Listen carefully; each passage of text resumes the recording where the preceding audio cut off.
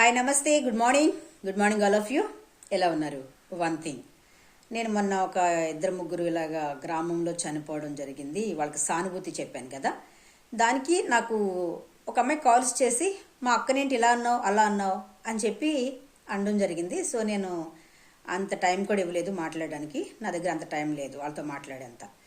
అయితే ఏంటంటే నేనేం చెప్పాను, ఫస్ట్ సానుభూతి తెలియజేశాను. ఇంకొకసారి చూసుకోండి, ఇంకో 10 సార్లు చూడండి, 20 సార్లు చూడండి, 100 సార్లు చూడండి.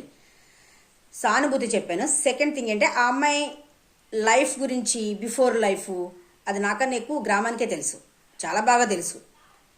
సో అదంతా నేను చెప్పాలనుకోలేదు. వాళ్ళ మదర్స్ చేసిన పాపం ఏంటంటే మా విశ్వాసులు, వాళ్ళ యొక్క మదర్సు మా విశ్వాసులు కాబట్టి వాళ్ళకు మాత్రమే చెప్పాను. అది ఎవరైనా సరే వాళ్ళు నా కుటుంబంలో ఇన్వాల్వ్ అయ్యారు కాబట్టి, నా కాపురాన్ని పాడు చేశారు కాబట్టి, సో అది కూడా నేను పర్టికులర్గా ఇలా జరిగింది అందుకే ఇలా జరిగిందని కూడా చెప్పలేదు. సో వాళ్ళు కూడా గొడవల్లో ముందే ఉన్నారన్న మాత్రమే చెప్పాను.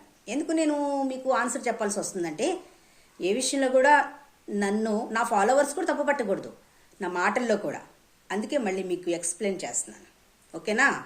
దయచేసి కాల్ చేసి మీ టైం వేస్ట్ చేసుకోకండి, నా టైం వేస్ట్ చేయకండి. నేను ఎవరితో మాట్లాడే అంత సహనం, ఓపిక నాకు లేదు ఆన్సర్ చెప్పేంత. నా ఫ్యామిలీ నాకు తెచ్చిగలరా? మాట్లాడతాను. నా జీవితాన్ని మరలా యథాస్థాయికి తీసుకురాగలరా? నా జీవితంతో ఆడుకున్నారు కదా మీరు, మరలా నా జీవితం ఎప్పటిలాగానే మీరు సెట్ చేయగలరా? మాట్లాడతాను నేను మీతో. సో నేను ఎవరిని పాడు చేయను, ఎవరిని నేను ఎప్పుడు ఏమీ అనను. సో నాతో ఎందుకు మీరు చెలగాటం ఆడుతున్నారు నాకు అర్థం కావట్లేదు.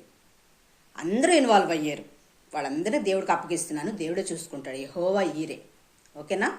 సో నేను చెప్పేది ఏంటంటే, నేను ఎవరి పర్సనల్ గురించి ఎవరి గురించి నేను చెప్పడం లేదు.